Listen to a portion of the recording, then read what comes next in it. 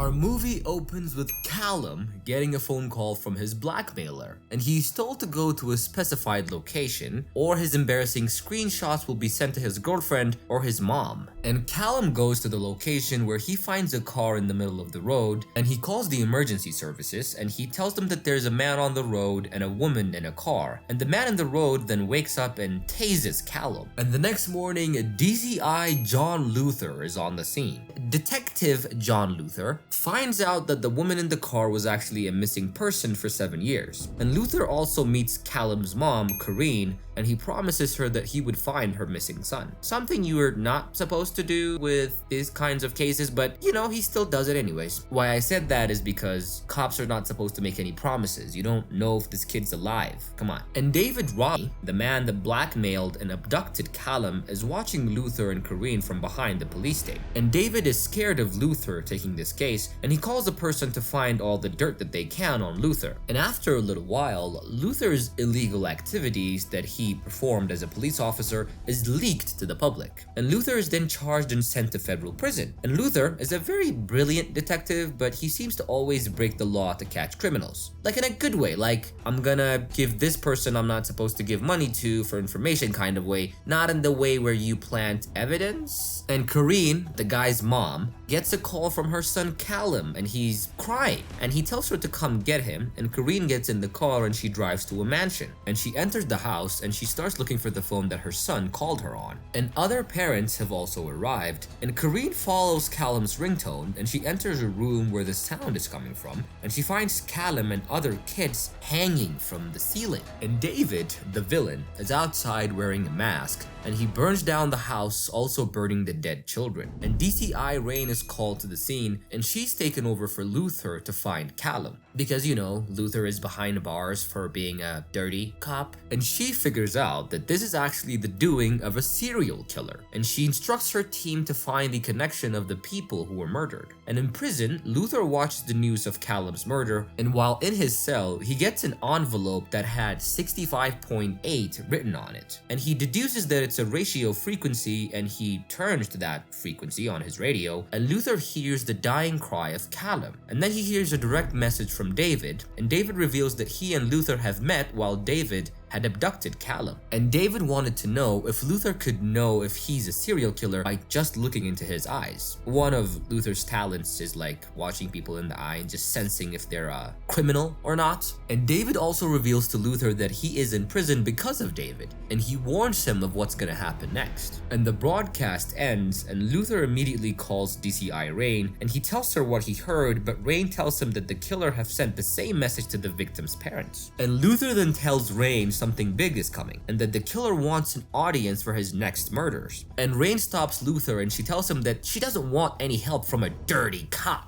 And Luther, realizing Rain won't listen to him, he starts to plan to break out of prison. And he conspires with the prison guards to start a riot so he would be transferred to another prison. And then his associates from outside ambush the truck that was transferring him, and they break him out. And Rain gets news that Luther has broken out of prison, and she meets up with Martin, who is a retired DSU, Luther's boss, and she asks him to help her find Luther and bring him on this case as a consultant. And Luther traces the place where the radio broadcast signal was sent from, and he tracks down the signal to a tattoo place where he finds Derek. And Derek tries to run away, but Luther catches him, and Luther threatens Derek to tattoo his eye, and Derek confesses. Also, Luther doesn't really like running, he really hates it. Yeah, that's not a thing for him. If you watch the series, you'd probably understand. And Derek explains to Luther that he was actually being blackmailed by David. After David found out his submission fetish and catfished him, David then sent him the radio broadcaster to him so the police could trace it to Derek. And Derek also reveals that David gave him a phone to communicate with him, but he changes the number every day. And Luther decides to take this phone and leave. And David is planning something big in Norway, and he talks to his associates there, and his associates show him a dozen people held in a cage. And this David guy is running a big operation where he has his workers hacking other people's computers all over the world to find things to blackmail them with. And it could be something as small as a very niche type of adult video you're into. Yeah, and David uses this to blackmail his victims to do whatever he wants. And Luther calls Martin, figuring out that he's actually working for Rain, and asks him to track the number he got from Derek. And Martin convinces Rain to help Luther, and he also convinces her that she could catch both Luther and the killer at once. And she can do that once she helps Luther and he finds the killer. And Rain likes this idea, so she agrees to track the number that Luther gave them, and she gives him the location. And she also sends a bunch of cops to the place. And Luther finds the location to be in the middle of the city, and the streets are very crowded. And Luther calls the phone, and David picks up, revealing himself to Luther. And Luther runs to catch him, but David holds a girl hostage with a knife.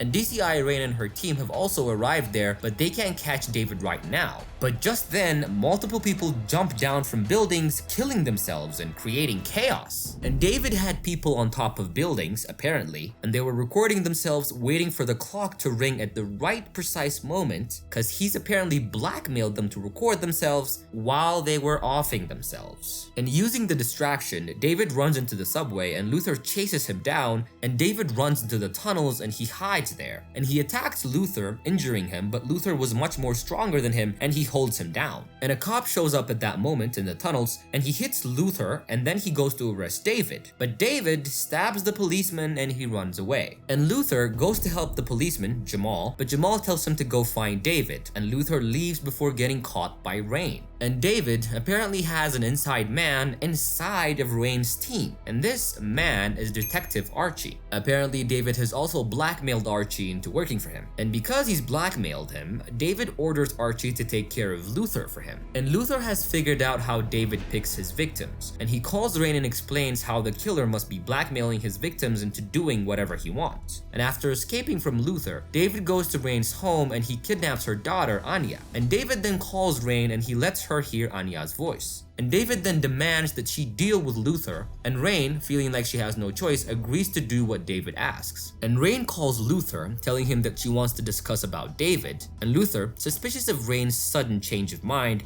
waits for her in a bar. And as he was waiting here in the bar, we kind of see a teaser. You guys remember what happened a couple years ago when some people suggested that Idris Elba should be James Bond, and people freaked out because he was black and stuff, he can't play James Bond. But in this movie, there's actually a little scene where the bartender asks him what his name is, and he tells him his name in like a weird James Bond type of vibe, and he orders a martini. It's really, really nice. It's like he's just playing with us, but he's not gonna be James Bond. Back to our movie. After they meet up, Rain reveals that David is a city trader who was suspected of sexual assault 6 years ago, but he was never found guilty, and a few months later, his wife was planning to leave him until she was injured in a fire, which was also suspected arson by David, but he was also not found guilty on this one too. And after they talk about this, Luther and Rain leave to find David's ex-wife, Georgette. And as they were heading to Rain's car, which was parked in an alleyway, Luther figures out that she's been compromised. And Luther confronts her, and she reveals that David has her daughter. And Luther convinces Rain that David will kill Anya even if Rain did what he demanded.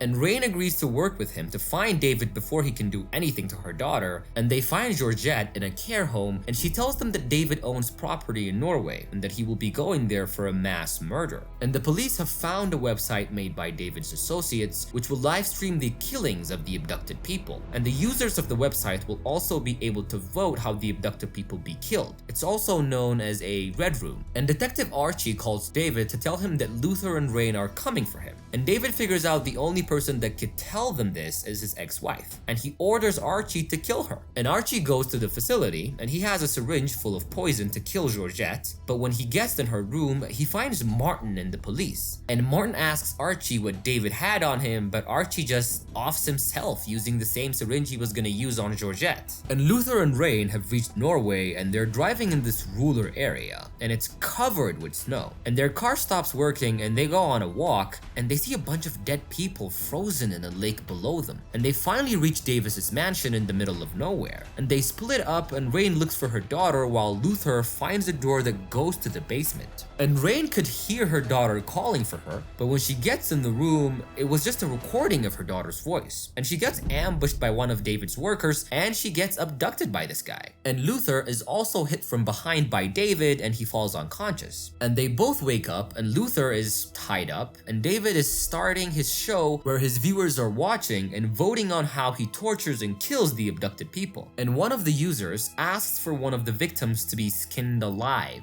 Who does that? God. And David tells his viewers that he has a pre-show for them. And Rain is brought to the room, and David shows her Anya, who is locked in another room. And David then gives a knife to Rain and tells her to stab Luther. And if she refuses, then David will order his henchmen to choke and kill Anya. And Rain begs him to stop and agrees to stab Luther. And Luther comforts her, and he just tells her to do it. And Rain then stabs Luther in the gut, and the viewers are getting orgasms watching this stabbing because these people are psychopaths. I don't know anybody who would enjoy watching something like this. It's, to be honest, it's really terrifying, but yeah, they're having a blast. And David then frees Luther, who is heavily injured but not dead, and now puts Rain on the chair, and he gives Luther a hammer, and he orders him to shatter Rain's left kneecaps. And Rain begs him to do it because she doesn't want David killing her daughter. But Luther refuses and then tells everyone watching their IP address is actually getting tracked by the police and that the police are actually on their way. And David tells the viewers that Luther is lying, but everyone gets scared and logs off the live stream. And Luther then tells David that his ex-wife called him an anxious, weak, pathetic man. And here, David figures out that Luther is actually telling the truth about the police coming, and he runs out of the basement, leaving a guard. And Luther and Rain fight off the guard, and Luther leaves to catch David, and he jumps in his car before David could leave. And Rain goes to the next room, but David has rigged the room with explosives. And Rain unties her daughter, but one of David's associates blocks the door, and Rain manages to fight him off, and they escape before the room burns down. And Luther and David are fighting in the car, but then the car slips from the road and crashes into a frozen lake. And David drowns in the lake with the people he buried, but Luther gets rescued by the police divers and Martin. And the abducted people, Rain and Anya, are also rescued by the police. And sometime later, Luther is recovering from his injuries, and he gets approached by Cranfield, senior official of the MI5, and he congratulates Luther and offers him a job. And that is how the movie comes to an end. It was a really entertaining movie. The series, I would personally say, was kind of, sort of better because it was a series and it was so good. I urge you guys to check it out. I hope you guys liked my recap. Make sure to leave a like, make sure to leave a comment, subscribe to my channel. I love you guys so much. Bye.